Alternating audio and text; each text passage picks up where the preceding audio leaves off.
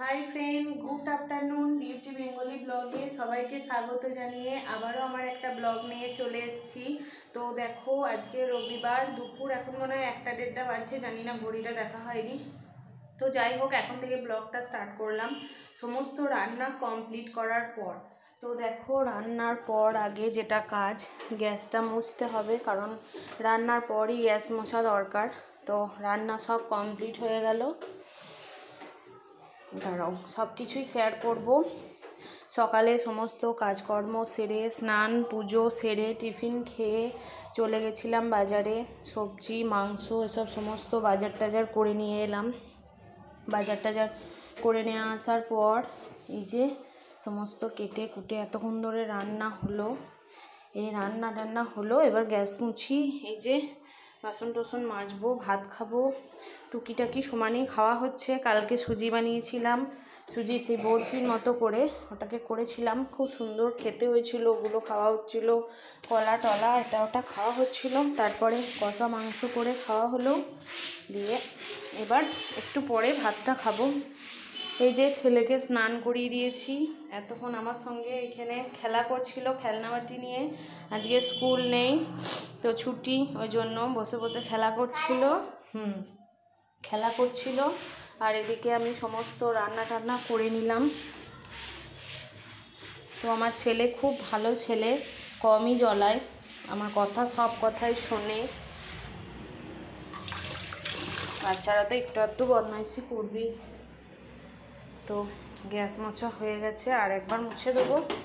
2-3 বার করে মুছলে খুব পরিষ্কার থাকে। এটা ভিজে আছে। হ্যাঁ, কী বলছো বাবু? তো আজকে রান্না করেছি ফুলকপি, গাজর, বিনস সব দিয়ে একটা সবজি ডাল করেছি, আর করেছি টমেটোর চাটনি, আর করেছি মাংস কষা। তো দেখাচ্ছি তোমাদেরকে। আগে গ্যাসটা মুছে নিই। ছেলের চান হয়ে গেছে। হ্যাঁ,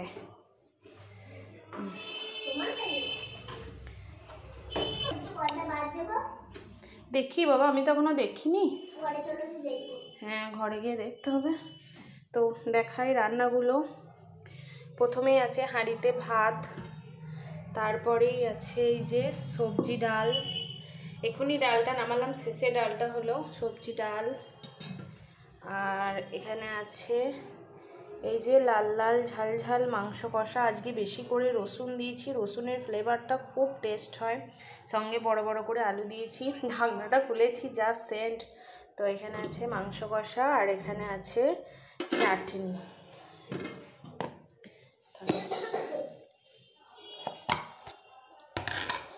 এই যে টমেটো চাটনি, কালকে বেশি করে রেখে দিয়েছিলাম যাতে 2 দিন হয়ে যায়। এক কোটো কাল খাওয়া হয়েছে, আর 1 কোটো আজকে। তো এটাই লাঞ্চের দুপুরের মেনু। এদিকে গ্যাস মোছা হয়ে গেল, সবটাই তোমাদেরকে দেখালাম। রান্না করতে করতে ভিডিও করিনি, কারণ তাড়াতাড়ি করে সমস্ত কেটে কুটে রান্না করছিলাম।